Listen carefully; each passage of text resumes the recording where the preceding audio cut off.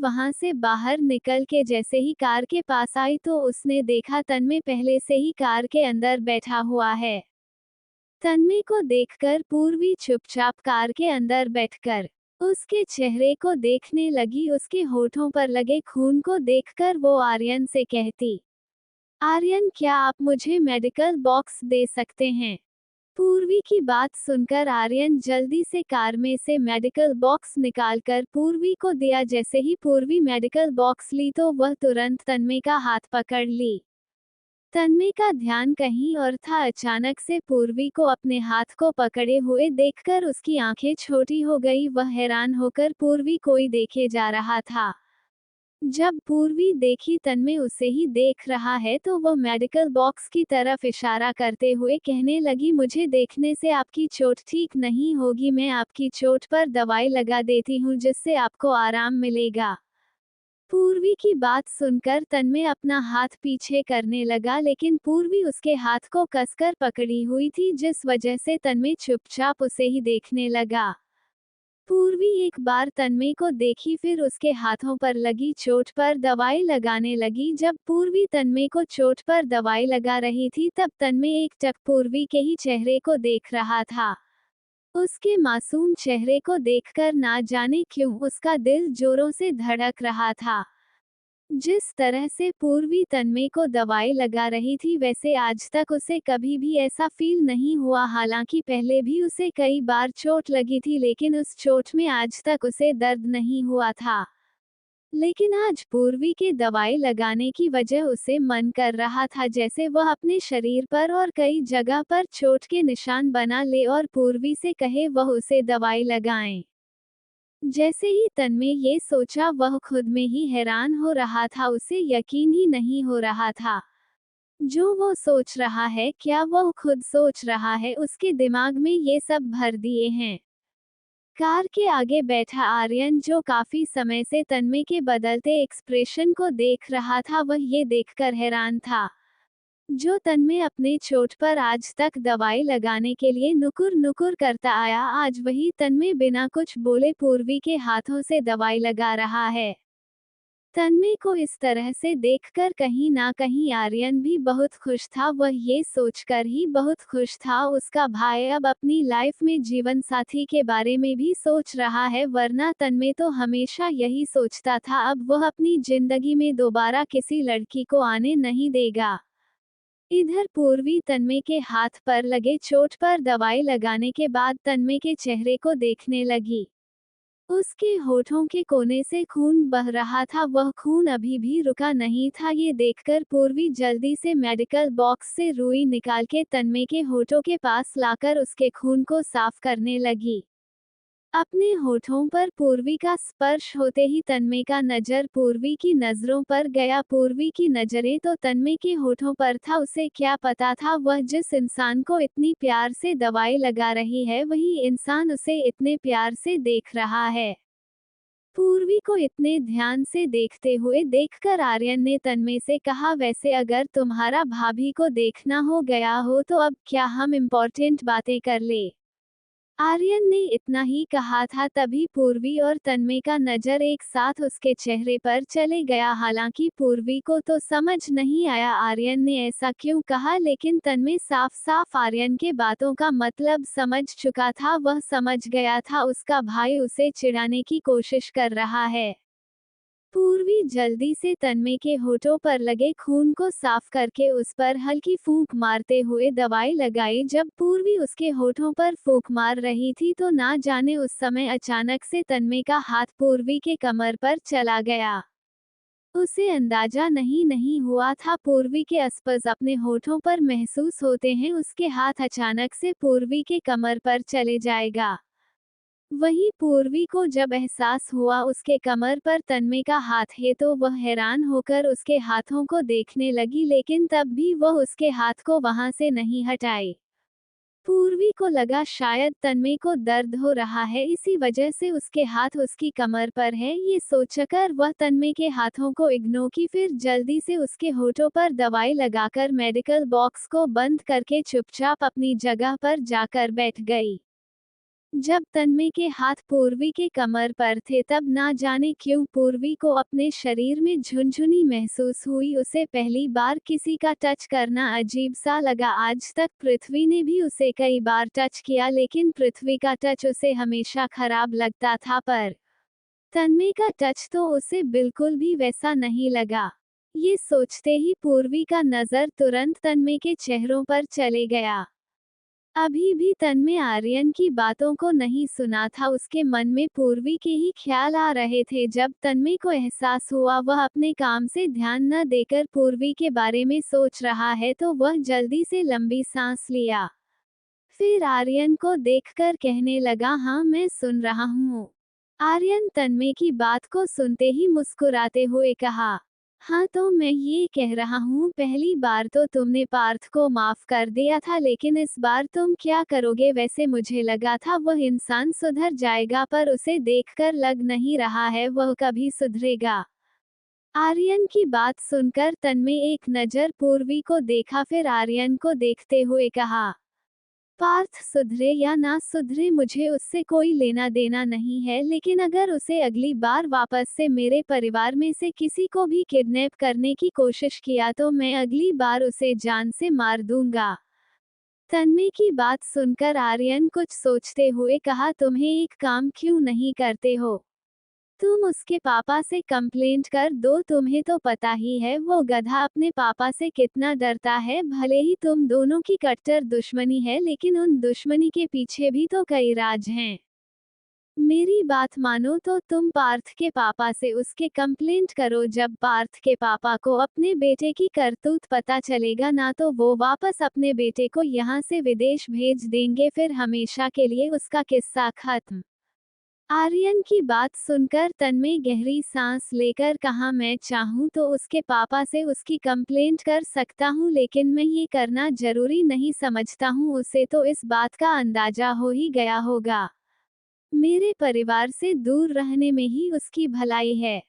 तन्मय की बात सुनकर आर्यन हंसते हुए कहा, हाँ हाँ, पर तुम शायद ये भूल रहे हो, उसको पूर्वी भाभी पर दिल आ गया, और तुम ये बहुत अच्छे से जानते हो पार्थ को अगर किसी लड़की पर दिल आता है तो उसके पीछे पड़ जाता है। क्या तुम कॉलेज का समय भूल चुके हो? याद है किस तरह से वह तुम्हारी सारी क्रश को अपनी तरफ खींचने की कोशिश करता था? आर्यन की बात सुनकर पूर्वी हैरान होकर तन्मय को देख रही थी। हालांकि पूर्वी को आर्यन की बातें सुनने में कोई इंटरेस्ट नहीं था, लेकिन जैसे ही उसने आर्यन के मुंह से तन्मय की क्रश के बारे में सुनी तो उसकी आंखें हैरानी से बड़ी हो गई। वह हैरान होकर आर्यन को देखकर कहती, क्या कहा आपने? कॉलेज टाइम पर तन्मय जी की क्रश हुआ करती थी? पूर्वी की बात सुनकर तन्मय का ध्यान तुरंत पूर्वी पर गया। वह देख सकता था कैसे पूर्वी उसके बारे में जानने के लिए इतना उतावली हो रही है। ये देखकर तन्मय का मुंह बन गया। ना जाने क्यों उसे चिढ़ हो रहा था पूर्वी की इस हरकत को देखकर। वही आर्यन ने जब पूर्वी की बातों को सुना तो वह जैसे ही अपना मुंह खोलने हुआ, तभी उसने मिरर के सहारे तन्मय के इशारे को देखा जो गुस्से में उसे देख रहा था। ये देखते ही आर्यन चुप रहना ही सही समझा। जब पूर्वी देखी किस तरह से आर्यन बोलते बोलते चुप हो गया, तो वह समझ गई तन्मय उसे सच बताना नहीं चाहता है। ये सोचकर वह लंबी सांस लेकर खिड़की से बाहर देखने लगी। रात का समय हो चुका, लेकिन अब तक आहूजा परिवार सोया नहीं था। सभी लोग पूर्वी का है इंतजार कर रहे थे। जब से तन्मय सबको बताकर गया है पूर्वी किडनैप हो चुकी है, तब से यह सभी की नींद उड़ चुकी थी। हालांकि तुलसी आहूजा को इससे कोई मतलब नहीं था, लेकिन उन्हें खुन्नस थी इस बात पर कि पूर्वी किडनैप हुई तो इल्जाम सबसे पहले उनके ऊपर आया। वो सब वहां बैठकर एक दूसरे के चेहरे को ही देख रहे थे। तभी काजल आहूजा का नजर दरवाजे पर गया। दरवाजे पर वह तीनों ही खड़े थे। उन तीनों को सही सलामत देखते ही सभी घरवालों को एक चैन की सांस मिली, जिनके मन में थोड़ा थोड़ा डर था पूर्वी को लेकर। अब उन तीनों को एक साथ देखकर उन सभी का डर गायब हो चुका था। पूर्वी आर्यन और तन्मय के साथ घर के अंदर आई। जैसे ही वह घर के अंदर आई तो उसकी नज़र सबसे पहले तुलसी आहूजा पड़ गया। तुलसी आहूजा पूर्वी को देखने के बाद अपनी जगह से उठी, फिर चुपचाप वहां से अपने कमरे में चली गई। तुलसी आहूजा को इस तरह से जाते हुए देखकर देव आहूजा तन्मय से कहते, तन्मय मुझे तुमसे कुछ इम्पोर्टेंट बात करना है, थोड़ी देर बाद तुम्हें स्टडी रूम में आकर मुझसे मिलो। ये कहकर वह चुपचाप वहां से चले गए।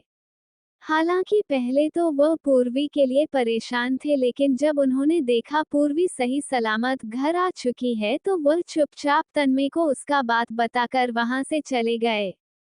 जब तन्मय ने देव आहूजा का बात सुना तो वह आर्यन को देखने लगा। आर्यन समझ चुका था जरूर कोई बात है जिसके लिए दादू स्टडी रूम में बात करने के लिए बुलाए हैं। ये सोचकर वह तन्मय को देखकर पलके झपकाया, फिर उसके साथ वहां से सीधे स्टडी रूम में चले गया। काजल आहूजा पूर्वी को देखकर परेशान भरी आवाज में कहती, तुम ठीक तो हो ना पूर्वी? क्या तुम्हें कहीं चोट तो नहीं लगी है? तुम्हें पता है जब तन्मय यहाँ आकर हमें बताया तुम किडनैप हो चुकी हो तो हम काफी घबरा गए थे। काजल आहूजा ने इतना ही कहा था तभी किरण आहूजा पूर्वी को देखकर उन्हें बीच में रोकते हुए कहती, क्या भाभी आपको दिख नहीं रहा है? आपकी बहू बिल्कुल सही सलामत दिख रही हैं, कहीं भी इसे चोट नहीं आई है और आप हैं कि इसके लिए परेशान हो रही थी। मैंने तो आपसे पहले ही कहा था इसे कुछ नहीं होगा, खामोखा आप इतना मेलोड्रामा करती हैं। किरण आहूजा की बात सुनकर काजल आहूजा लंबी सांस लेकर नरमी से किरण आहूजा से कहती, देखो किरण, उम्र में भले ही तुम मुझसे बड़ी हो लेकिन रिश्ते में तुम मुझसे छोटी हो, यह मत भूलो। मैं तुम्हारी भाभी हूँ। चुप रहती हूँ इसका मतलब यह नहीं तुम कुछ भी बोलती रहोगी। तुम्हें अगर पूर्वी की फिक्र नहीं है तो तुम यहाँ से जा सकती हो, लेकिन मुझे पूर्वी की फिक्र थी। हर एक माँ को अपने बच्चे की फिक्र होती है। जिस तरह आर्यन और तन्मय मेरा बेटा है उसी तरह पूर्वी भी मेरी बेटी है। काजल आहूजा की बात सुनकर किरण आहूजा एक नजर पूर्वी को देखी, फिर मुंह बनाकर काजल आहूजा से कहने लगी, सच में आपको अपने बच्चे की फिक्र है? अगर आपको अपने बच्चे की फिक्र होती ना तो सालों पहले अपने उस दूसरे बेटे को धक्के मारकर घर से नहीं निकालती, तो बोलने से पहले सोच लिया कीजिए। ये कहकर किरण आहूजा गुस्से में वहां से चली गई। Audio by Sakir JX07। Kiran Ahuja की बात सुनते ही काजल आहूजा का मन उदास हो गया। जब पूर्वी ये देखी तो वह काजल आहूजा के कंधों पर हाथ रखकर कहने लगी, माँ, आप चाची माँ की बातों का बुरा मत मानो, मैं आपकी भावनाओं को समझ सकती हूँ। पूर्वी की बात सुनकर भूमि भी काजल आहूजा के पास आकर कहती, हाँ आंटी, पूर्वी सही कह रही हैं, आप उनकी बातों का बुरा मत मानिए। वैसे तो मुझे नहीं पता है आखिर किस बारे में आप लोग बातें कर रहे हैं, लेकिन आपको इस तरह से रोते हुए देखकर मुझे बिल्कुल भी अच्छा नहीं लग रहा। पूर्वी भूमि की बात सुनकर काजल आहूजा अपनी आंखों को साफ करके मुस्कुराते हुए उन दोनों को देखी, फिर चुपचाप वहां से चली गई। जब भूमि ने देखा काजल आहूजा वहां से जा चुकी है तो वह पूर्वी को देखकर कहती, पूर्वी, मुझे तुमसे कुछ जरूरी बात करना है, क्या तुम अभी मेरे कमरे में आ सकती हो? भूमि की बात सुनकर पूर्वी उसको देखते हुए कहती, हाँ वैसे मुझे भी तुमसे कुछ बातें करनी है, चलो कमरे में चलते हैं। ये कहकर पूर्वी भूमि के साथ उसके कमरे में चली गई। इधर दूसरी तरफ स्टडी रूम, आर्यन तन्मय दोनों ही देव आहूजा के सामने बैठे हुए थे। जब देव आहूजा ने देखा वह दोनों चुपचाप बैठकर उसे ही देख रहा है तो वह तन्मय को देखकर कहते, देखो तन्मय, तुम्हारी दादी माँ ने जो किया है उसके लिए मैं बहुत शर्मिंदा हूँ। तुम्हारी दादी की तरफ से मैं तुमसे माफी मांगता हूँ, प्लीज उन्हें माफ कर दो। जब से तुम तुलसी पर गुस्सा करके गए हो तब से वो कुछ नहीं बोल रही है, उसे ऐसा लग रहा है जैसे उसका पोता उसके हाथ से छूट गया है। तुम जानते हो ना तुम्हारी दादी तुमसे कितना प्यार करती हैं, वो बस नहीं चाहती है तुम अपना काम से भटक कर कहीं और पहुंच जाओ। ऐसे में तुम्हारी दादी को लग रहा है तुम्हें पूर्वी से प्यार हो गया है और तुम अपना अंडरग्राउंड वाला काम छोड़कर पूर्वी के प्यार में पीछे पड़ चुके हो। देव आहूजा की बात सुनकर आर्यन हैरान होकर तन्मय को देखकर कहा, क्या यह मैं क्या सुन रहा हूँ? क्या सच में तन्मय तुमने बताया नहीं तुम्हें पूर्वी भाभी से प्यार हो गया? कब, कैसे, कहाँ? अगर तुम्हें पूर्वी भाभी से प्यार हो गया था तो तुमने मुझे क्यों नहीं बताया? क्या तुम मुझे भाई नहीं मानते हो? ये कहकर वह मुंह बनाकर उसे देखने लगा। आर्यन की बेतुकी बातें को सुनकर तन्मय गुस्से में उसे देखा, लेकिन अभी फिलहाल के लिए आर्यन पर गुस्सा करने का कोई मतलब नहीं था। ये सोचकर वह देव आहूजा को देखकर कहा, ये किसने कह दिया आपसे मैं पूर्वी के प्यार में पागल हो चुका हूँ? कौन बेवकूफ है जिसे ये लगता है तन्मय आहूजा को किसी से प्यार हो गया है, वह भी उस लड़की से जिससे वह इतनी नफरत करता है। देखो दादू, मैं पूर्वी के साथ खड़ा था क्योंकि वह सच थी। मैं पूर्वी के साथ इसलिए खड़ा था क्योंकि वह सच्चाई की आगे थी, उसके खिलाफ सब कुछ झूठा था। भले ही पूर्वी ने हमारे पूरे परिवार को धोखा देकर मुझसे शादी की है, लेकिन इसका मतलब यह नहीं वह गलत इरादे से हमारे पास रह रही है। दादी को ऐसा इसलिए लग रहा है क्योंकि मैं उनका साथ ना देकर पूर्वी का साथ दिया, और यह बात आप भी बहुत अच्छे से जानते हैं। पूर्वी का साथ देना मेरे लिए क्यों सही था? मैं दुश्मनों को जान से मारता हूँ, इसका मतलब यह नहीं मैं अच्छे इंसान के साथ गलत होते हुए देखूं।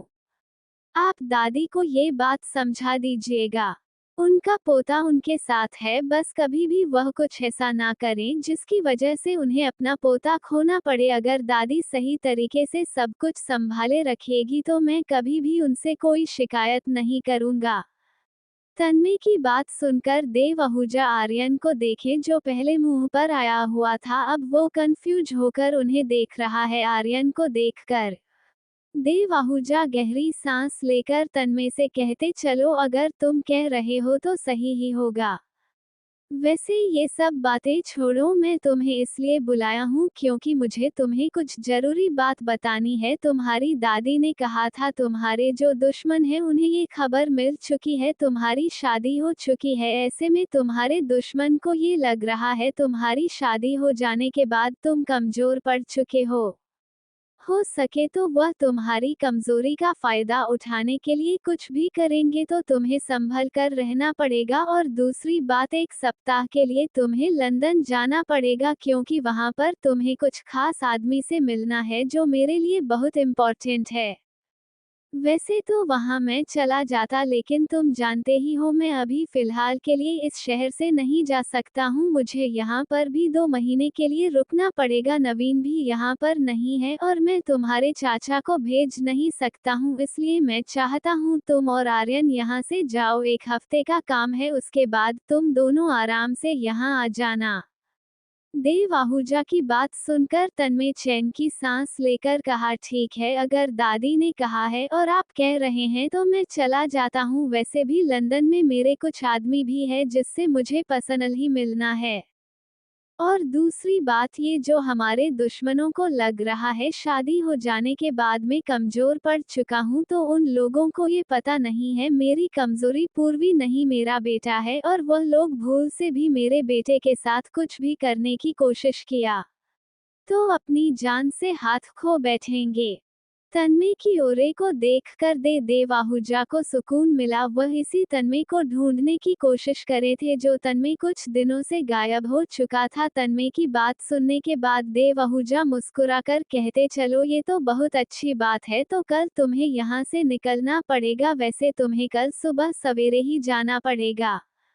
सुबह के 3 बजे तुम्हें यहाँ से निकलना होगा। मैं चाहता हूँ इस बारे में तुम्हारी दादी के अलावा किसी को भी पता ना चले। वैसे तो तुम्हारी दादी यह बात जानती है, लेकिन उन्हें यह नहीं पता है तुम कब जाओगे। मैंने अभी उन्हें बताया नहीं है, लेकिन अभी मैं कमरे में जाऊंगा तो उसे बता दूंगा। तो तुम सवेरे यहाँ से निकल जाना, इस बात का ध्यान रहे, इस बारे में किसी को पता नहीं चलना चाहिए। ये कहकर देव आहूजा वहां से उठकर स्टडी रूम से बाहर चले गए। देव आहूजा को जाते हुए देखकर आर्यन उदास मन से तन्मय को देखते हुए कहा, सॉरी यार, मुझे पता नहीं था। दादू जो कह रहे हैं उनके कहने का मतलब क्या है? वैसे सच में तुम्हें पूर्वी भाभी से प्यार नहीं है? आर्यन की बात सुनकर तन्मय उसे घूरने लगा, जिसे देखकर आर्यन मुंह बनाकर कहा, ठीक है, मैं जानता हूँ तुम्हें पूर्वी भाभी से प्यार नहीं है। खैर यह सब छोड़ो, ये बताओ क्या तुम इस बारे में पूर्वी भाभी को भी नहीं बताओगे? मतलब जब तुम कमरे में जाकर सामान पैक करोगे तब पूर्वी भाभी तुमसे सवाल करेगी तो तुम उन्हें क्या कहोगे? आर्यन की बात सुनकर तन्मय उसे देखकर कहा, मैं उस लड़की को जवाब देना सही नहीं समझता। अगर वह मुझसे जिद करके पूछेगी तो मैं कह दूंगा कुछ काम से बाहर जा रहा हूँ, मेरे पर्सनल लाइफ में इंटरफेयर ना करें, अंडरस्टैंड? अब तुम जाकर अपना बैकपैक करो क्योंकि हमें 3 बजे निकलना है यहाँ से। यह कहकर तन्मय उस स्टडी रूम से बाहर निकल गया। इधर भूमि का कमरा। पूर्वी जब भूमि के कमरे में आई तो भूमि जल्दी से दरवाजा बंद की, फिर पूर्वी को देखकर कहने लगी, मैं जानती हूँ पूर्वी, तुम्हारे मन में मेरे लिए बहुत सारे सवाल होंगे। तुम यही सोच रही होगी मैं शादी से क्यों भागी और इतने दिन तक मैं कहाँ थी। मैं तुम्हें पूरी सच्चाई बताती हूँ, जिस दिन मेरी और तुम्हारे पति की शादी हो रही थी उसी दिन मैं तो खुशी खुशी शादी कर रही थी, लेकिन उस खुशी के चक्कर में मैं ये भूल चुकी थी कोई है जो मुझसे अपनी जान से भी ज्यादा प्यार करता है। उस दिन समीर का कॉल आया था। मैं अपनी माँ की बातों में आकर मैं उसे यह बोल दी कि तन्मय से शादी करने के बाद मैं जल्द से जल्द उसको डाइवोर्स दे दूंगी, फिर उसके पास आ जाऊंगी। जब समीर को इस बारे में पता चला तो वह मुझे किडनैप कर लिया था। शुरू में तो मुझे भी अंदाजा नहीं था आखिर मुझे किडनैप किसने किया है, मुझे भी इस बात का बिल्कुल भी अंदाजा नहीं था। मुझे उस समय बहुत गुस्सा आया था क्योंकि मेरे हाथों से आहूजा परिवार का नाम निकल चुका था, लेकिन बाद में मुझे समीर ने एहसास दिलाया जो मैं करने जा रही थी वो बहुत बड़ी गलती थी। फिर उसके साथ रहकर ना मुझे एहसास हुआ मेरे दिल में ना समीर के लिए बहुत फीलिंग है, बस मैं मानना नहीं चाहती हूँ। भूमि की बात सुनकर पूर्वी हैरान होकर कहती, क्या तुम्हें उस दिन समीर भाई ने किडनैप किया था? लेकिन जब मैं समीर भाई से पहली बार मंदिर में मिली थी तब उन्होंने कहा था उन्हें तुम्हारे बारे में कुछ भी पता नहीं है। पूर्वी की बात सुनकर भूमि कंफ्यूज होकर कहती, क्या तुम समय से मिल चुकी हो? कब और कहाँ? क्योंकि समीर ने तो मुझे एक बार भी नहीं बताया है वह तुमसे मिल चुका है। इनफैक्ट उसने तो मुझे ये तक नहीं बताया तुम्हारी शादी तन्मय से हो चुकी। वह तो उस दिन दादी ने मुझे किडनैप किया था तब मुझे पता चला इन सब के बारे में, लेकिन समीर तुम मिल चुकी हो इस बारे में समीर ने मुझे बताया, क्यों नहीं बताया? भूमि की बात सुनकर पूर्वी गहरी सांस लेकर कहती, हो सकता है समीर भाई नहीं चाहते हो किसी को इस बारे में पता चले। हम अगर अगली बार समीर भाई से मिलेंगे तब उन्हें इस बारे में बता देंगे। वैसे तुम इतने दिन तक समीर भाई के साथ थी तो क्या उनके साथ रहकर तुम्हें उनसे प्यार हो गया? पूर्वी की बात सुनकर भूमि का चेहरा शर्म से लाल हो गया। भूमि को इस तरह से शर्माते हुए देखकर पूर्वी हैरान होकर कहती, एक मिनट, तुम इतना शर्मा क्यों रही हो? शर्मा तो ऐसे हो जैसे मैं तुम्हारे पति के बारे में पूछ रही हूँ। पूर्वी की बात सुनकर भूमि मुस्कुराकर उसे देखकर कहती, तुम सही कह रही हो समीर, अब मेरा बॉयफ्रेंड नहीं है बल्कि मेरा पति है। मेरी शादी समीर से हो चुकी है। वैसे तो समीर मुझे कहीं जाने नहीं दे रहा था, लेकिन जब मैं उसे बोली मुझे अपने परिवार को सच बताना है, लेकिन सही समय आते ही तो उसने मुझे घर जाने का परमिशन दे दिया। मैं बाहर निकल के घर ही जा रही थी तभी उसे बीच में दादी ने मुझे किडनैप कर लिया। तुम तो जानती हो ना समीर क्या काम करता है, भले ही उसका उतना नाम नहीं है लेकिन वो मुझे खुश रख सकता है। मैं बस चाहती हूँ मेरे मम्मी पापा उसे अपना ले, यही सोचकर मैं घर जा रही थी ताकि वहाँ रहकर उनको मैं मना सकूँ। लेकिन जब मैं अपनी मम्मी पापा से मिली ना तो उनके रवैया से लगा जैसे वो खुश नहीं है। भले ही मेरा किडनैप हुआ है पर उन्हें देखकर ऐसा लगा जैसे उन्हें तो कोई मतलब ही नहीं था। वह बस चाहते हैं मेरी शादी किसी अमीर खानदान लड़के से हो, भले ही वह लड़का देखने में कैसा भी हो और कुछ भी क्यों न करता हो। देखो पूर्वी, यह बात तुम भी बहुत अच्छे से जानती हो, समीर दिल का बहुत अच्छा है। मेरी मति मर गई थी जिस वजह से मैं समीर पर यकीन नहीं कर पाई। उसके साथ रहने पर मुझे यकीन हुआ समीर बहुत अच्छा लड़का है। मैं चाहती हूँ तुम मेरी मदद करो, मेरी मदद करो मेरी मम्मी पापा को मनाने में। क्या तुम मेरी मदद करोगी? मुझे इज्जत और सम्मान के साथ अपने पति को अपने फैमिली से मिलवाना है। क्या तुम इन सब में मेरी मदद करोगी? Audio by Sakil JX07। भूमि की बात सुनकर पूर्वी कुछ समय तक उसके चेहरे को देखी, फिर मुस्कुराते हुए उसके हाथ को पकड़ के कहने लगी, दो प्यार करने वाले को मिलाना मेरे लिए सौभाग्य की बात होगी। वैसे भी मैं तो शुरू में ही चाहती थी तुम और समीर भाई एक हो जाओ, लेकिन तुम उस समय मुझसे ठीक से बात नहीं करती थी। लेकिन आज मैं बहुत खुश हूँ, तुम्हें रियलाइज हो गया समीर भाई सच में बहुत अच्छे हैं। और मैं तुमसे वादा करती हूँ मुझसे जितना हो सकेगा मैं तुम्हारी मदद जरूर करूंगी, और मैं खुद तुम्हारे मम्मी पापा को समीर भाई के बारे में बताकर उन्हें मनाऊंगी। पूर्वी ने इतना ही कहा था। भूमि खुश होकर पूर्वी के गले लग गई। भूमि को खुश देखकर पूर्वी के होठों पर मुस्कुराहट आ गया, वह खुश थी। उसकी बहन उसे वापस मिल गई। बचपन में तो वह दोनों बहुत साथ रहती थी, लेकिन धीरे धीरे बड़े होने के बाद दोनों बहन में ईगो भर गया था, जिस वजह से दोनों बहन एक दूसरे को देखना भी पसंद नहीं करती थी। थोड़ी देर तक गले लगने के बाद पूर्वी भूमि से दूर होकर मुस्कुराते हुए कहने लगी, ठीक है तुम आराम करो, मैं जाती हूँ कमरे में। पूर्वी की बात सुनकर भूमि कुछ याद करके कहती, एक मिनट पूर्वी, तुमने तो बताया ही नहीं, आखिर तुम किडनैप कैसे हुई और किसने तुम्हें किडनैप किया था? भूमि की बात सुनकर पूर्वी को पार्थ की हरकतें याद आई। उसे याद करते ही पूर्वी मुंह बनाकर कहती, उस इंसान का तो नाम मत लो, मेरे सामने एक नंबर का गधा था। खैर छोड़ो, कभी फुर्सत में बताऊंगी, अभी मैं बहुत थक गई हूँ, मुझे आराम करना है। ये कहकर पूर्वी वहां से निकल गई।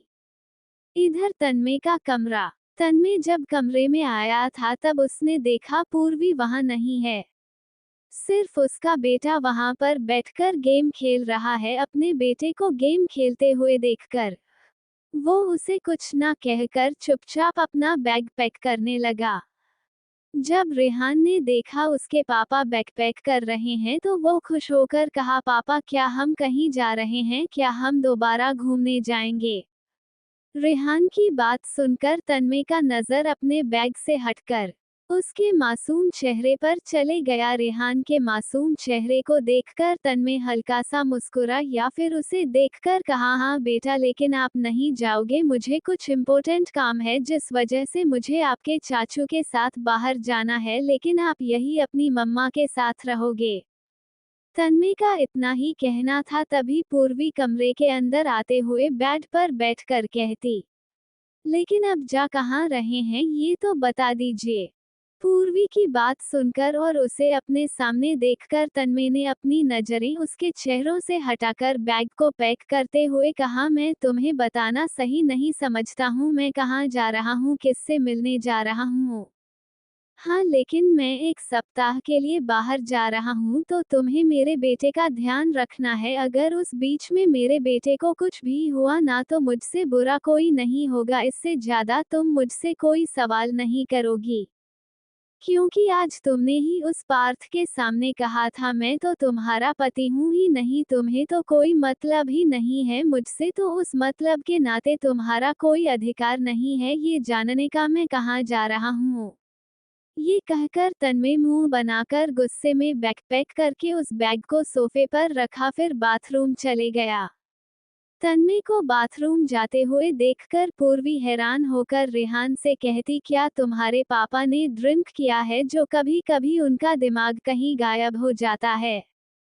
तुम्हारे पापा का ना मुझे कुछ भी समझ नहीं आता है, मतलब कहते कुछ और है करते कुछ और है। अब देखो, इन्होंने कहा यह मुझे नहीं बताएंगे कहाँ जा रहे हैं, लेकिन उन्होंने ये भी कह दिया कि एक सप्ताह के लिए बाहर जा रहे हैं कुछ काम से।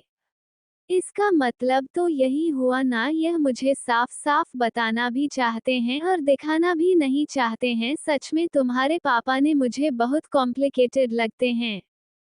पूर्वी की बेतुकी बातें सुनकर रेहान कंफ्यूज होकर कहा, मम्मा आप एक बात बताओ, मेरे पापा से आप इतना चिढ़ती क्यों हैं? मेरे पापा ने तो अभी आपसे कुछ कहा भी नहीं, तो आप मेरे पापा के बारे में इतना कुछ क्यों कहती हो? ये तो मैं जानता हूँ आप मेरे पापा को पसंद नहीं करती हो और मेरे पापा आपको पसंद नहीं करते, लेकिन आप दोनों को बच्चों की तरह लड़ते हुए देखकर ऐसा लगता है जैसे आप लोग एक दूसरे से प्यार करते हो लेकिन बताना नहीं चाहते हो। आपको पता है, जब मैं चाचू के साथ सीरियल देख रहा था तब चाचू ने मुझे सीरियल देखते समय बताया था उसमें जो हीरो है वह अपनी पत्नी से बहुत प्यार करता है और उसकी पत्नी भी अपने पति से बहुत प्यार करती हूँ, लेकिन दोनों ही एक दूसरे से कहना नहीं चाहता है क्योंकि उन दोनों के बीच में वह क्या कहते हैं वह आता है। ये कहकर रेहान कंफ्यूज होकर पूर्वी को देखने लगा। रेहान की आधी अधूरी बात को सुनकर पूर्वी हंसते हुए कहती, ईगो मतलब आप ये कहना चाहते हो जिस सीरियल को आप देख रहे थे उस सीरियल में जो पति पत्नी थे जो एक दूसरे से प्यार करते थे पर ईगो की वजह से एक दूसरे के प्यार को इजहार करना नहीं चाहते थे। पर बेटा यहाँ पर ऐसा बिल्कुल भी नहीं है, ना आपके पापा मुझसे प्यार करते हैं और ना ही मैं आपके पापा से प्यार करती हूँ। अगर एक समय पर मैं आपके पापा से प्यार करूंगी भी ना तो आपके पापा मुझसे बिल्कुल भी प्यार नहीं करेंगे क्योंकि आपके पापा को यही लगता है मैं आपको उनसे छीन रही हूँ। पूर्वी की बात सुनकर बाथरूम से निकलते हुए तन्मय ने चिढ़ते हुए कहा, हाँ तो सही तो कह रहा हूँ, इसमें गलत क्या है? तुम मेरे बेटे को मुझसे छीनने ही तो आई हो। अब देखो, जब से तुम आई हो तब से मेरा बेटा मुझसे बातें ना शेयर करके तुमसे हर बातें शेयर करता है, इसे छीनना ही तो कहते हैं। तन्मय की बात सुनकर पूर्वी हैरान होकर उसे देखती रह गई। सच में तन्मय अपनी बात को नहीं मानेगा, उल्टा उसी के बाद को गलत साबित करेगा, ये सोचकर वह गुस्से में तन्मय के पास आकर उसे उंगली दिखाकर कहने लगी, आप ना एक नंबर के शैतान है, शैतान भी नहीं है, आप शैतानों के राजा हैं। आपको ऐसा क्यों लगता है मैं आपके बेटे को छीनने की कोशिश कर रही हूँ? आप ये क्यों नहीं सोचते हैं आपका बेटा आपसे बात इसलिए शेयर नहीं करता है क्योंकि आप अपने बेटे की बात सुनकर एक यमराज बन जाते हैं। मतलब जब आपका बेटा आपके पास कोई शिकायत लेकर आता है तो आप जज्बात के साथ उसकी बातों को समझाते नहीं हैं बल्कि बल का यूज करके मारपीट पर उतर आते हैं। आपका बेटा जब मेरे पास आता है शिकायत लेकर कि आज स्कूल में इस बच्चे ने मुझे डांटा, इस बच्चे ने मुझे मारा, तो मैं उसे प्यार से समझती हूँ। दिल में जज्बात नाम की कोई चीज होती है जिससे इंसान अच्छे से सुधर जाए। मारपीट करने से इंसान सुधरता नहीं है बल्कि और बिगड़ता है और वह बदला लेने की पूरी कोशिश करता है। देख लीजिए खुद को ही, इतने सारे दुश्मन क्यों हैं? क्योंकि आप शुरू से ही बल का यूज किए हैं, आप शुरू से ही लोगों को मारते आए हैं। ऐसे में लोगों के अंदर आपके प्रति अच्छाई नहीं बुराई नजर आने लगी और वह लोग आपके दुश्मन बन बैठे। पूर्वी यह सब बके जा रही थी। उसे इस बात का अंदाजा ही नहीं था रेहान भी उसी कमरे में है। जब तन्मय देखा किस तरह से उसका बेटा बेड पर बैठकर बड़े ध्यान से अपनी मम्मा की बातें सुन रहा है तो वह पूर्वी की उंगली को पकड़ के अपने करीब खींचकर गुस्से में कान में कहा, बोलने से पहले ये तो देख लो, यहाँ पर हमारा बेटा भी है, जब देखो बोलती रहती हो, कभी मुंह तो बंद होता नहीं है। वैसे भी तुम कभी कभी बल का यूज किया करो, कहीं तुम्हारे काम आएगा।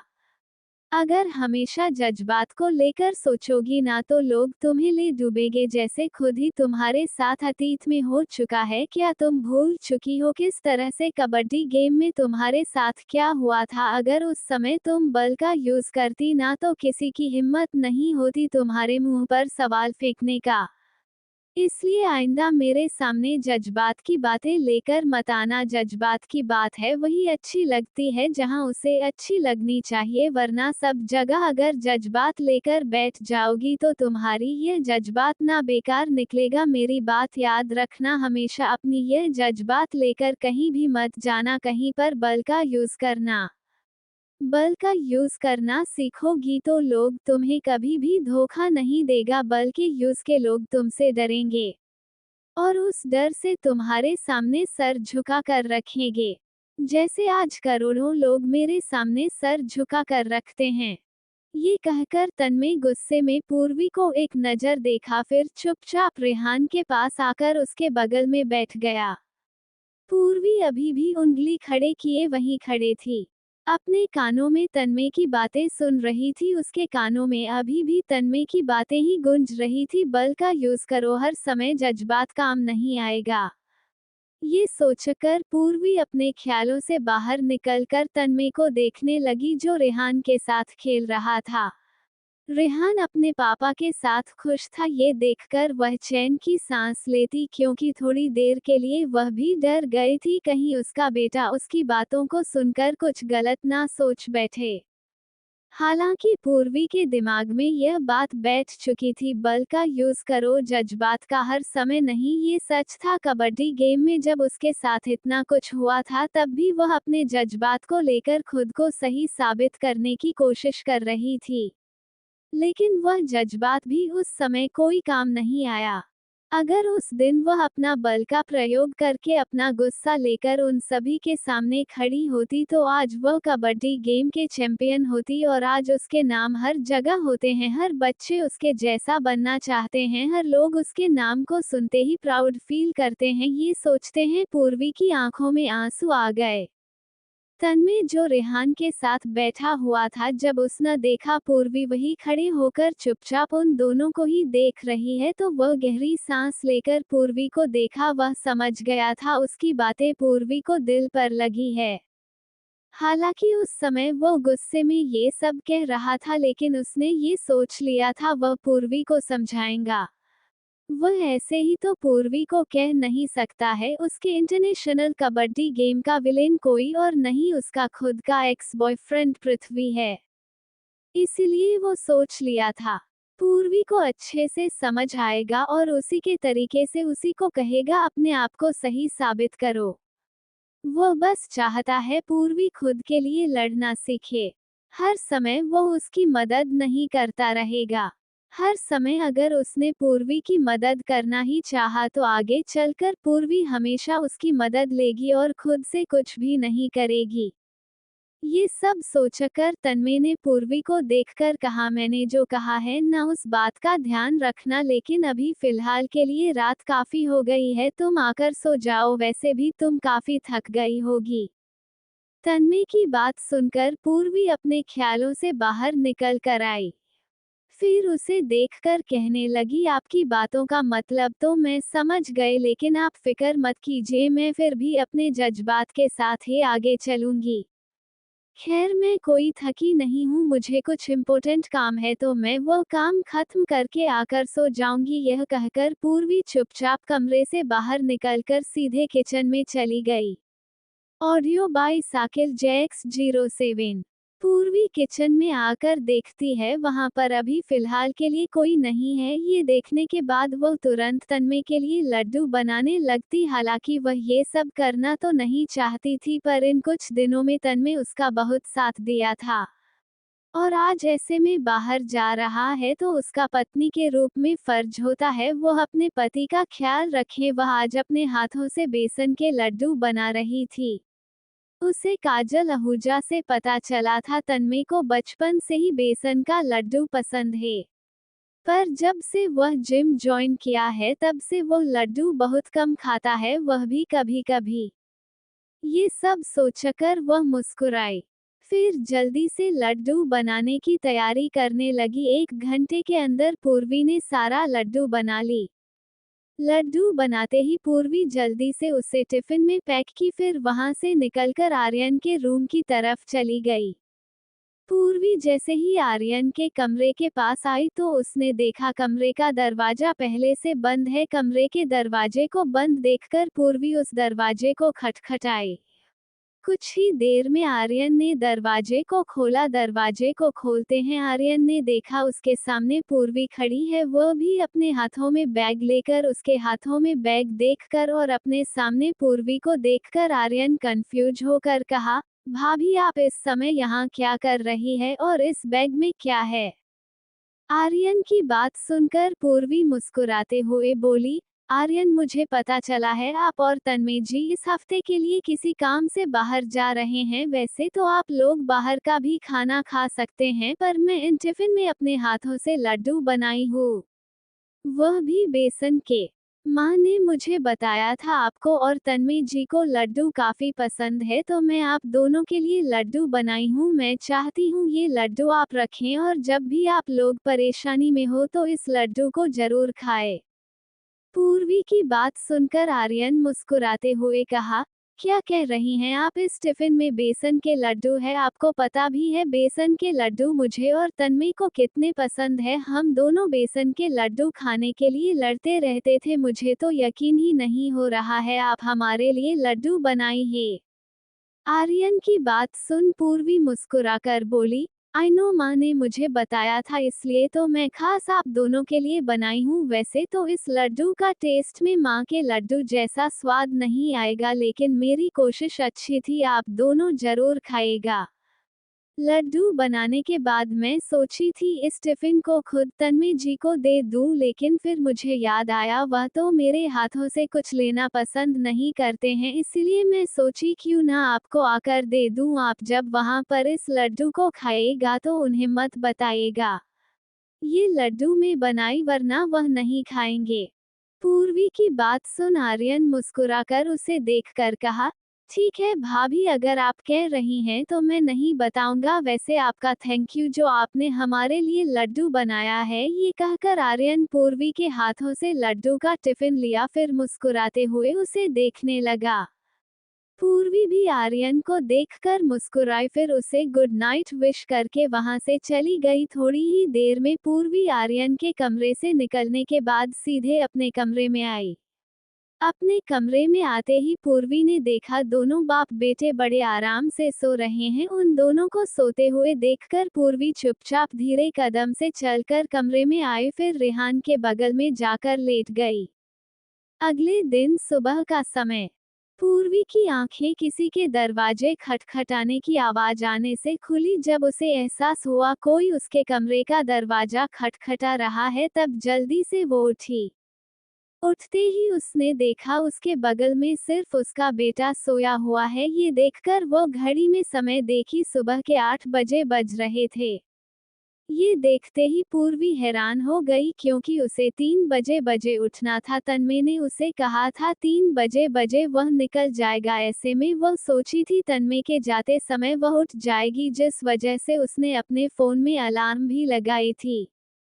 जब उसे याद आया वह अपने फोन में अलार्म लगाई थी, तो वह जल्दी से अपना फोन लेकर चेक करने लगी, लेकिन जब वह अपना फोन चेक की तो उसका अलार्म तो बंद है। ये देखते ही पूर्वी समझ गई तन्मय उसके फोन का अलार्म बंद कर दिया था।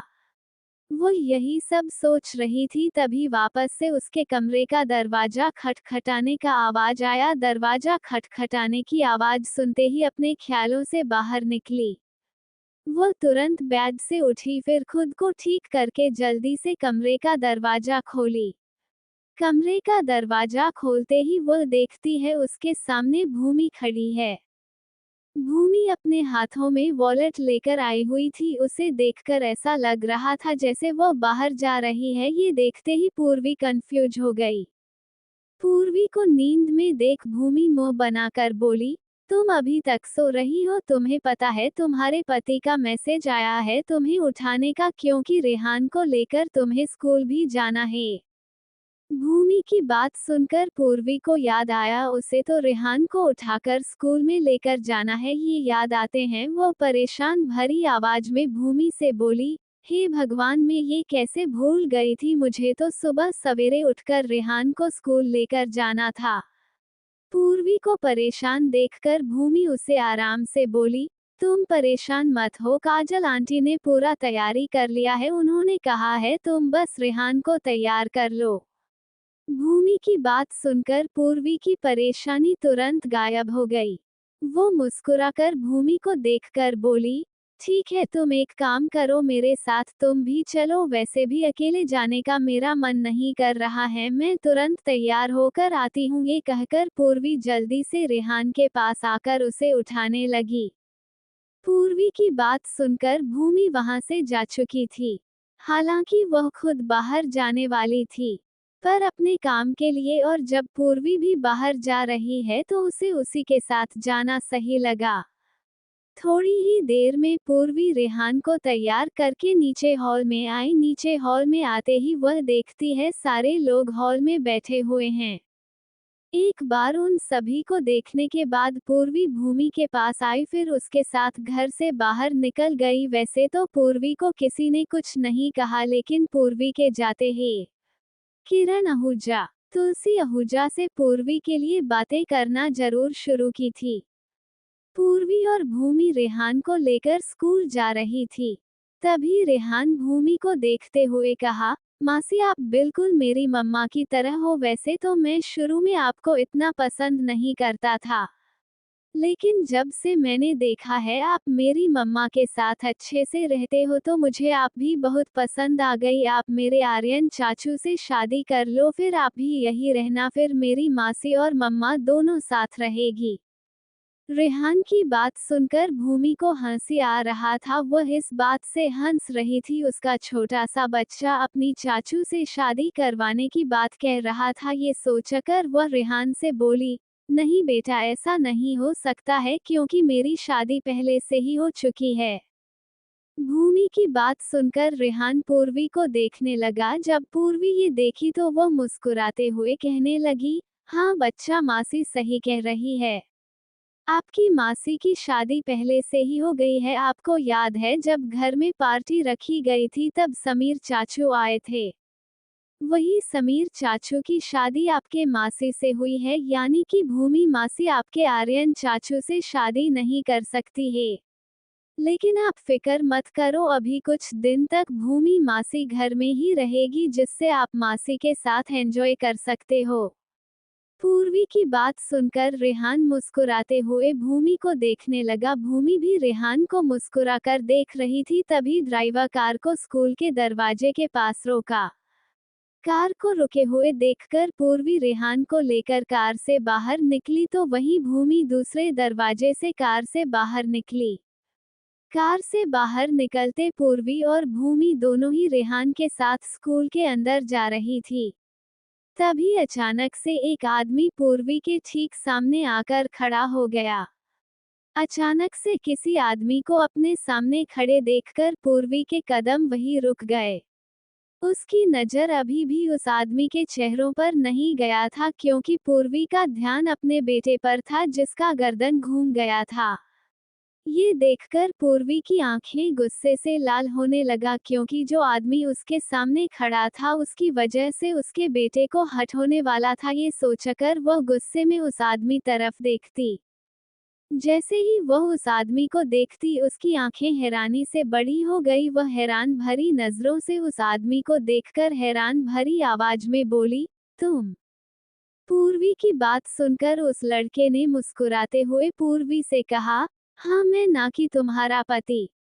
वैसे तुम चाहो तो मुझे अपना पति मान सकती हूँ, मैं तुम्हें मना नहीं करूँगा। मैंने तुमसे कहा था ना, पार्थ खुराना को अगर किसी पर दिल आ जाए तो वो उसको पाकर रहता है। कल तो तुम मेरे हाथों से निकलकर भाग गई थी, लेकिन मैं तुम्हारा पीछा इतनी आसानी से नहीं छोड़ूंगा। पार्थ की बात सुनकर पूर्वी गुस्से में उसे देखने लगी। तभी भूमि पार्थ को देखते हुए पूर्वी से बोली, पूर्वी, यह आदमी कौन है और यह इतनी बदतमीजी से तुमसे बात क्यों कर रहा है? क्या तुम इस आदमी को जानती हो पहले से? भूमि की बात सुनकर पूर्वी गुस्से में पार्थ की तरफ देखते हुए भूमि से बोली, मैं इस आदमी को नहीं जानती हूँ, लेकिन कल इस आदमी से मिलने के बाद इसे जान चुकी हूँ। यह आदमी कोई और नहीं है, वही है जिसने कल मुझे किडनैप किया था।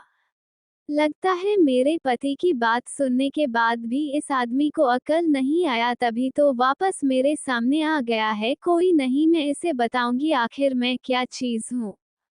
पूर्वी की बात सुनकर भूमि हैरान होकर कभी पूर्वी को देखती तो कभी पार्थ को। वही पार्थ पूर्वी की बात को सुनकर मुस्कुराते हुए अपने हाथों से कॉलर को ठीक करते हुए कहा, हाँ तो क्या ही हो गया, मैंने तुम्हें किडनैप किया लेकिन तुम्हें नुकसान तो नहीं पहुंचाया। वैसे मुझे पता चला तुम अपने बेटे को स्कूल लेकर आने वाली हो, तो मैंने सोचा क्यों ना मैं भी तुमसे मिलूं और फिर कॉफी पिया जाए, तो क्या तुम मेरे साथ कॉफी पर चलोगी? पार्थ की बात सुनकर पूर्वी गुस्से में उसे देखती, इससे पहले कि वो पार्थ से कुछ बोली, तभी रेहान पार्थ को गुस्से में देखते हुए कहा, ओह ये अंकल, आपकी हिम्मत कैसे हुई मेरी मम्मी से इस तरह से बात करने की? आपको पता नहीं है मेरे पापा कौन है? अगर मैंने अपने पापा से कह दिया ना आप मेरी मम्मी को परेशान करने की कोशिश कर रहे हैं, तो मेरे पापा आपको छोड़ेंगे नहीं। छोटे रेहान की धमकी भरी बातों को सुनकर पार्थ को बहुत हंसी आ रहा था। वह हंसते हुए पूर्वी को देखकर कहा, तन्मय का बेटा भी उसी की तरह है, जिस तरह से तन्मय सिर्फ धमकी देकर जाता है उसी तरह उसका बेटा भी धमकी दे रहा है, पर मुझे तुम्हारे बेटे की धमकी में कोई इंटरेस्ट नहीं है। मैं तो बस चाहता हूँ तू मेरे साथ कॉफी पर चलो, अगर तुम आज मेरे साथ कॉफी पर चलोगी तो मैं तुम्हारा पीछा नहीं करूँगा। तो क्या बोलती हो, आज मेरे साथ कॉफी पर जाना चाहती हो या फिर तुम ये चाहती हो मैं तुम्हारा हमेशा पीछा करता रहूं? अगर तुमने मना किया तो मैं यही समझूंगा तुम चाहती हो मैं तुम्हारा पीछा करके तुम्हें परेशान करूं। ये कहकर वह शैतान भरी मुस्कुराहट लिए पूर्वी को देखने लगा। Audio by Sakil Jax 07। Parth की बात सुनकर पूर्वी गुस्से में उसे देखते हुए कहती, और तुम्हें ये किसने कह दिया मैं तुम्हारे साथ कॉफी पीने के लिए जाऊंगी? मेरा रास्ता छोड़ो, मुझे अपने बेटे को स्कूल के अंदर लेकर जाना है, क्योंकि तुम्हारी तरह मेरे बेटे के पास फालतू समय नहीं है जो वह यहाँ रुककर तुम्हारी बकवास बातें सुने। ये कहकर पूर्वी पार्थ को साइड में करके खुद स्कूल के अंदर चली गई। जब भूमि देखी पूर्वी स्कूल के अंदर जा चुकी है तो वह भी एक नज़र पार्थ को देखने के बाद सीधे पूर्वी के पीछे चली गई। उन दोनों को स्कूल के अंदर जाते हुए देखकर पार्थ के होठों पर मुस्कुराहट आ गया। इधर पूर्वी रेहान को उसकी क्लासरूम में छोड़कर भूमि को देखते हुए कहती, मैं तो रेहान को स्कूल छोड़ने आई थी, लेकिन तुम किस काम के लिए बाहर आई थी? पूर्वी की बात सुनकर भूमि मुस्कुराकर कहती, मुझे सुपरमार्केट से कुछ सामान लेना है, क्या तुम भी मेरे साथ चलना चाहोगी? भूमि की बात सुनकर पूर्वी मुस्कुराते हुए कहती, हाँ चलो, वैसे भी अब जा ही रहे हो तो मैं भी कुछ ना कुछ ले लूंगी। पूर्वी की बात सुनकर भूमि मुस्कुराकर उसे देखी, फिर उसे अपने साथ लेकर वहां से बाहर निकली। जैसे ही वह दोनों बाहर आई, उन दोनों ने देखा जो लड़का पूर्वी को परेशान कर रहा था वह लड़का वहां पर नहीं है। पार्थ को वहां ना देखकर पूर्वी गहरी सांस लेकर कहती, चलो, यह इंसान से तो मेरा पीछा छूटा, पता नहीं कहां कहां से पागल लोग आ जाते हैं। पूर्वी का इतना ही कहना था, तभी पार्थ उसके पीछे से आया, फिर उसके कंधे पर हाथ रखकर मुस्कुराते हुए कहने लगा, किसी ने मुझे याद किया तो मैं कैसे ना आता।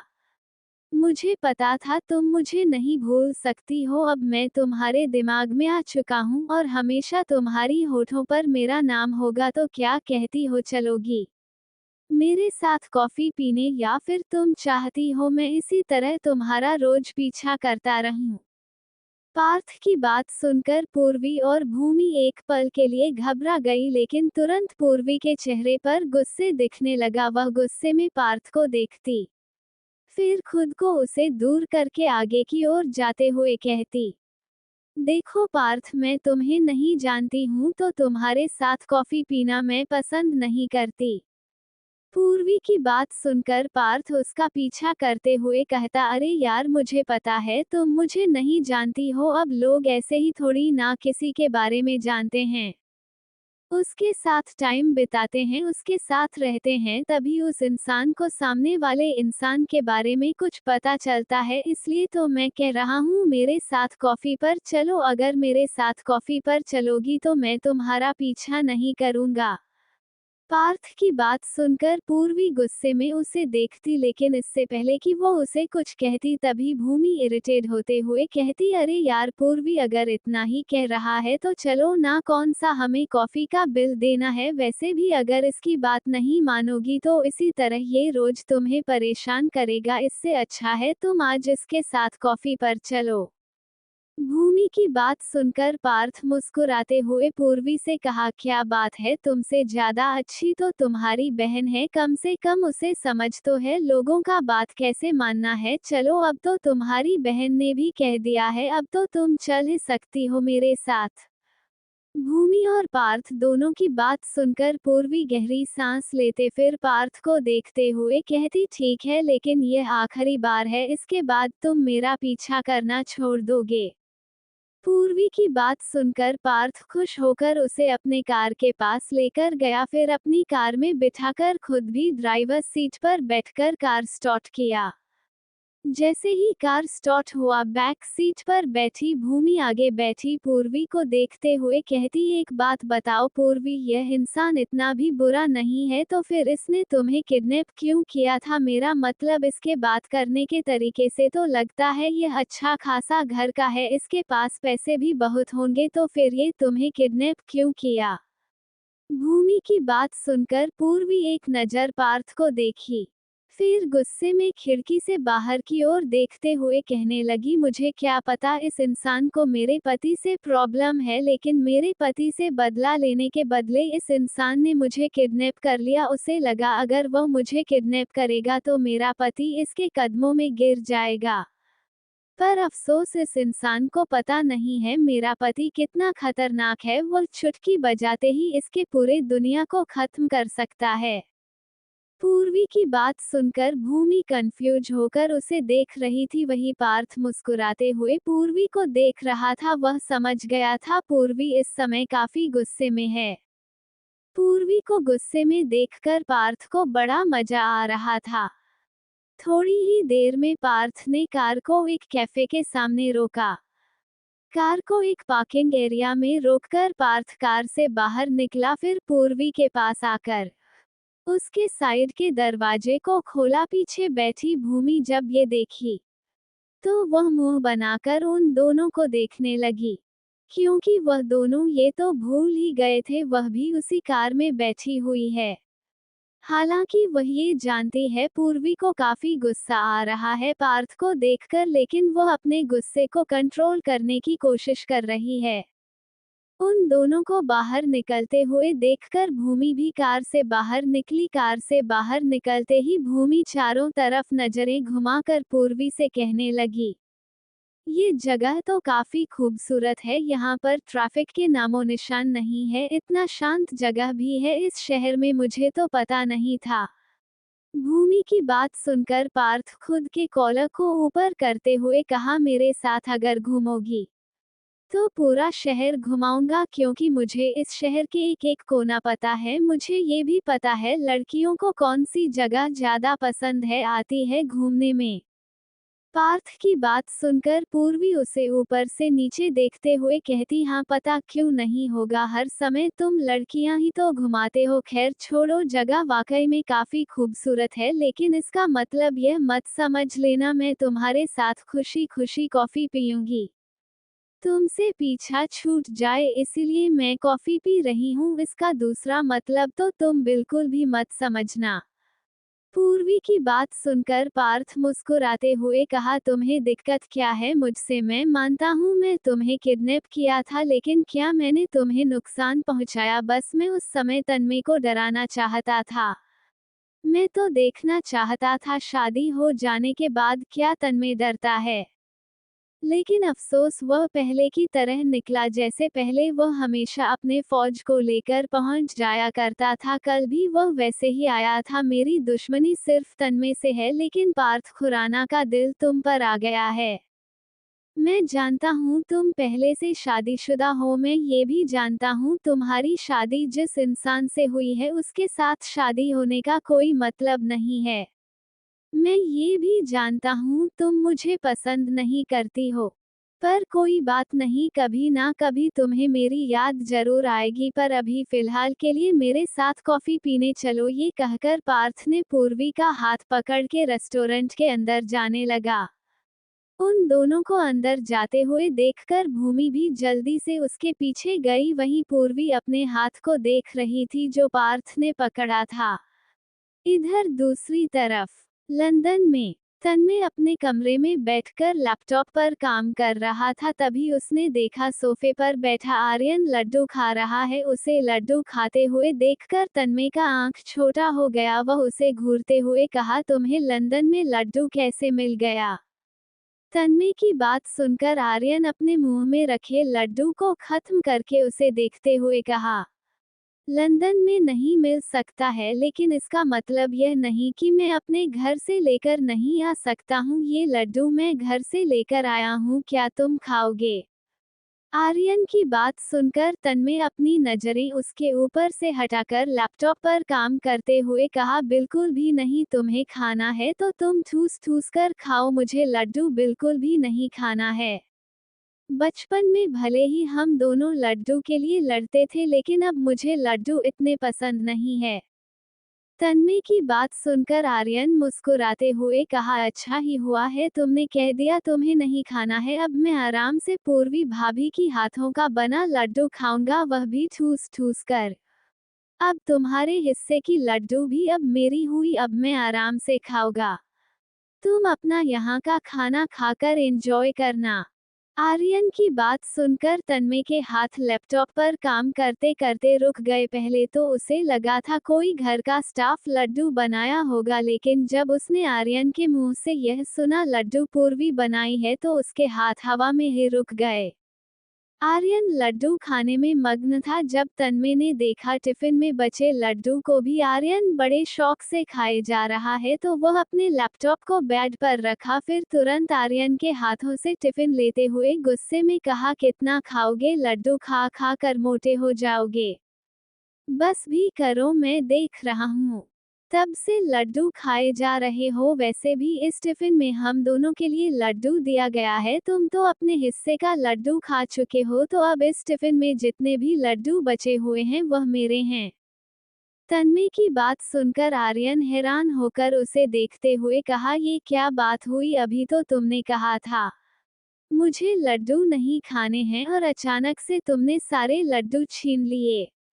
मैं तुम्हें एक भी लड्डू नहीं दूंगा, क्योंकि पूर्वी भाभी स्पेशल मेरे लिए लड्डू बनाई है। आर्यन की बात सुनकर तन्मय उसे इग्नोर किया, फिर बेड पर बैठते हुए खुद लड्डू को खाने लगा। जब उसने पहला लड्डू खाया तो उसकी आंखें बंद हो गई। लड्डू में अलग ही स्वाद आ रहा था। ये लड्डू वैसा ही बना हुआ था जैसा उसकी माँ बनाया करती थी। एक लड्डू खाने के बाद तन्मय आर्यन को देखकर कहा, हाँ तो क्या कहा तुमने? तुम मुझे एक भी लड्डू नहीं दोगे? मैं तुम्हें एक भी लड्डू नहीं दूंगा। तुम अपने हिस्से का ठूस ठूस कर जो खाए थे ना, तो उसे निकाल कर वापस खा लो, लेकिन इसमें से मैं तुम्हें एक भी नहीं दूंगा। वैसे भी यहाँ पर मुझे 1 सप्ताह रहना है, कम से कम ये लड्डू काम आएंगे मेरे लिए। और रही बात पूर्वी तुम्हारे लिए बनाई है, तो ये गलत है। कल रात जब मैं सोने गया था तभी मैं देखा पूर्वी किचन में जा रही है, और मैं समझ गया था पूर्वी हम दोनों के लिए ही लड्डू बनाई है। जायज सी बात है, माँ ने उसे कहा होगा बनाने को, तो अब तुम बताओ ये लड्डू किसका हुआ? तन्मय की बात सुनकर आर्यन मुंह बनाकर कहा, ये क्या बात हुई यार? ठीक है खा लो, मैं नहीं लूंगा, लेकिन हाँ जब मेरा मन करेगा तो मैं भी उसमें से लूंगा। आर्यन की बात सुनकर तन्मय उसे देखा, लेकिन तभी उसके फोन पर एक नोटिफिकेशन आया। नोटिफिकेशन को देखते तन्मय का नजर व्हाट्सएप पर आए हुए मैसेज पर गया। उसके फोन में किसी का मैसेज आया था। जब उसने उस मैसेज को पढ़ा तो उसकी आंखें गुस्से से लाल होने लगी। आर्यन जो तन्मय के सामने खड़ा था, जब उसने तन्मय को अचानक से गुस्से में देखा तो वह भी जल्दी से उसके पास आया, फिर उसके फोन को देखने लगा।